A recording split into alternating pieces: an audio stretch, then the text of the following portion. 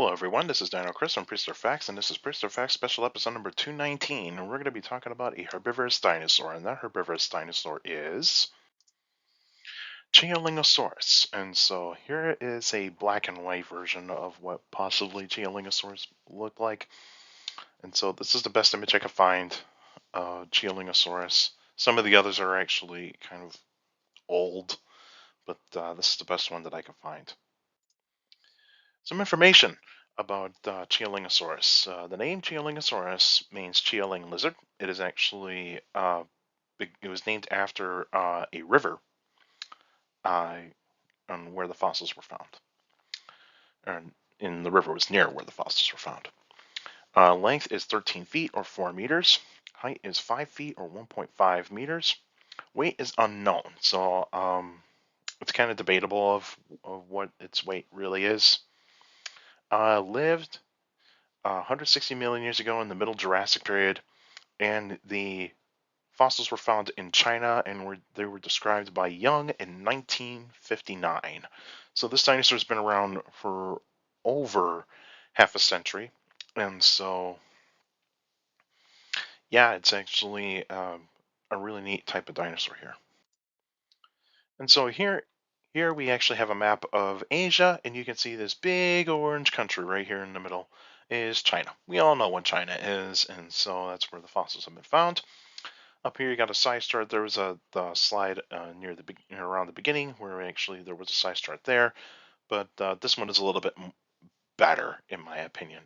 But yeah, this is actually a size chart compared to a human woman, and so yeah, and you can kind of see is like kind of like how small it is for a stegosaur.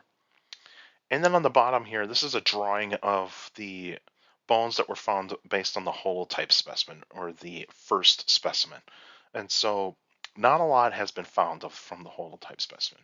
There has been a couple of other specimens that have been found where they did find a little bit more vertebrae, a nearly complete skull, um, some more like plates and ribs and all that sorts of stuff. So yeah, so based on the holotype specimen, not a lot has been found, and there's not many specimens of this dinosaur. And so let's actually continue. So other information about Chialingosaurus is that it is a Stegosauridae or stegosaur, because we all know what stegosaurs look like.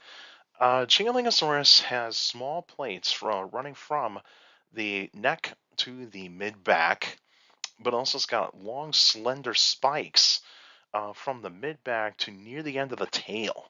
And so these are pretty interesting. This is a pretty interesting ornamentation for a dinosaur, especially for a stegosaur. But Kentrosaurus kind of almost has the same type of thing.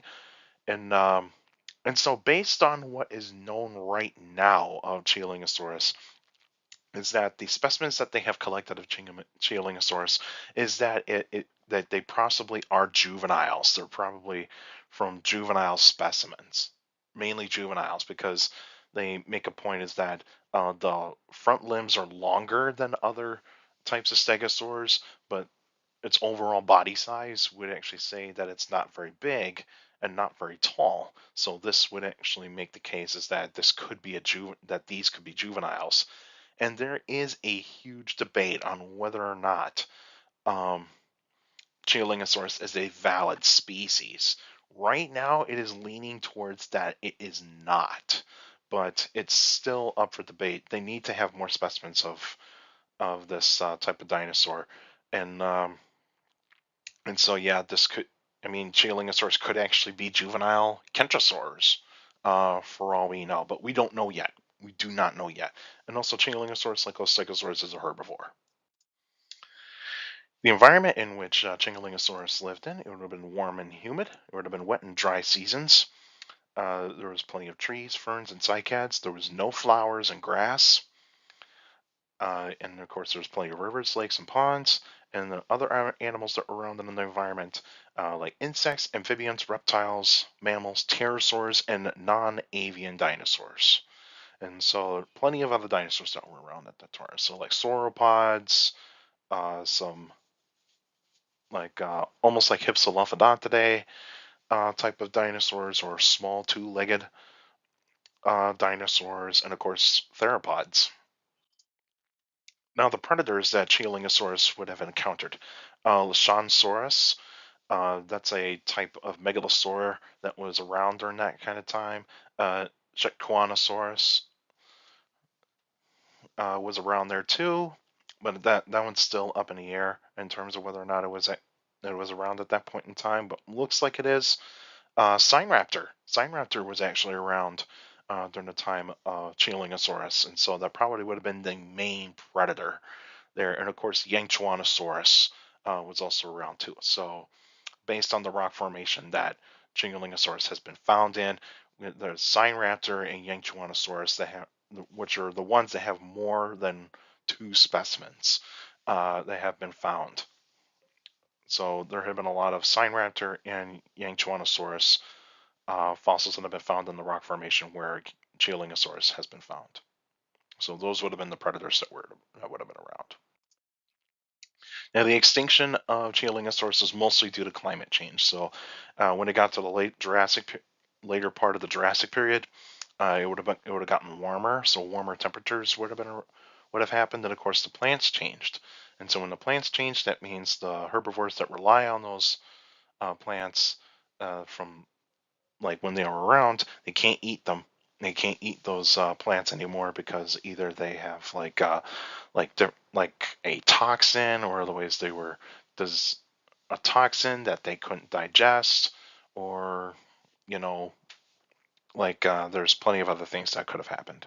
I mean, volcanic eruptions could have actually been the cause there, but that's up for debate right now. But more likely due to climate change. And so here is a map of what the Middle Jurassic period looked like around 770 million years ago. So this is the closest that you can get right here. And you can see where China is on the eastern part of this map here. And so that's where you find a lot of other types. That's where you find Chialingosaurus. This is where Chialingosaurus lived in. Now, the next episode will be on February 8th, 2024, and that will be a Q&A episode. So if you got any questions about dinosaurs and other prehistoric life, feel free to email me at dinochrist71@gmail.com, or just go to my Facebook page, Prehistoric Facts with Dinochrist. Like the page, you have to post your questions in the comment section. Please put them in the comment section. Don't put them on Messenger. Messengers are private conversations. So please put your questions in the comment section on any Facebook post. And also for YouTubers out there, like the video, subscribe to the channel. According to my analytics, a lot of you guys are checking out my channel and not subscribed yet. So please hit the like button and also subscribe to the channel, and also share the video, share the channel to anybody that is interested in dinosaurs and other prehistoric life. Feel free to do so. Even people that are interested in paleontology, geology as well. So make sure you like the videos, because that's how the YouTube algorithm works now. So the more likes the video, the more likely the more likely it gets spread out to people that are interested in dinosaurs, prehistoric life, paleontology, and geology in general. So please feel free to do so. Like the video, hit that like button, hit that subscribe button, and also hit that notification bell, so that way you can get weekly notifications of every video that comes out. So please feel free to do so. Like I said before in the previous video, I might start doing some YouTube shorts at some point. I have not decided what to do yet for those shorts yet. So please make sure to keep an eye out for what could happen for these YouTube shorts. And also for YouTubers out there, feel free to leave your questions in the comment section, because I do read them all. So many of you that are sending me questions via email, Facebook, and YouTube, you guys are awesome. You guys are giving me some great questions for the Q&A episodes. Keep up the great work, and also make sure you keep your questions short to the point. You can also follow me on Instagram at dino.chris.pf. I post pretty cool stuff on there. You can also follow me on Threads, same thing, at dino.chris.pf. I post pretty cool stuff on there as well. Also, take care of people around you. Also, for your younger people out there, and make sure listening to your parents, your teachers, and your guardians is the best motivation you could have. A good education is very important to have a good education. With a good education, you get a good job in the future. That's it for now. Now, see you guys next time.